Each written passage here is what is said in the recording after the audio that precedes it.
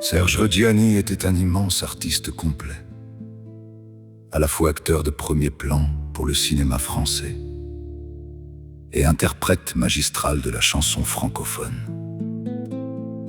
Né en Italie et naturalisé français, il a marqué la seconde moitié du XXe siècle par sa voix grave, son sens dramatique unique et sa sensibilité à fleur de peau. Voici les grandes étapes de son parcours. De l'Italie aux planches parisiennes. Né en Émilie-Romagne en 1922, il fuit le fascisme avec sa famille et s'installe en France à l'âge de 8 ans. Passionné par le jeu d'acteur, il intègre le Conservatoire national d'art dramatique. Il commence rapidement une brillante carrière au théâtre puis au cinéma, incarnant souvent des personnages sombres, tourmentés ou poétiques. Un acteur incontournable.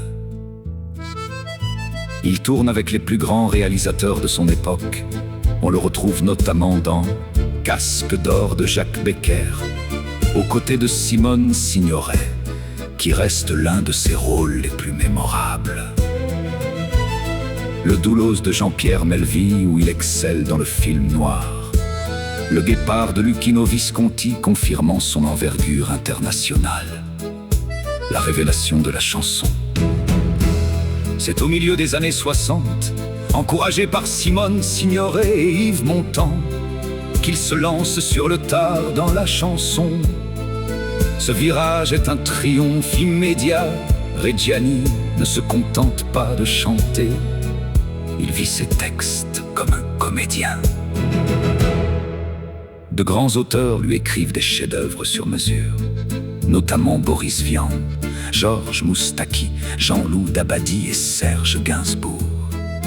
Ses morceaux les plus célèbres, comme Le Déserteur, Sarah, Ma Liberté, Il suffirait de presque rien, ou Les loups sont entrés dans Paris, s'inscrivent définitivement dans le patrimoine musical.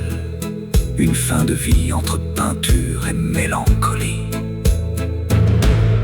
Marqué par des drames personnels, notamment la perte douloureuse de son fils au début des années 80. Il s'éloigne parfois de la scène pour se réfugier dans la peinture.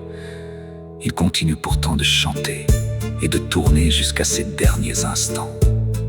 Il s'éteint à Paris en 2004, à l'âge de 82 ans, laissant derrière lui l'image d'un poète écorché vif, doté d'une immense générosité artistique.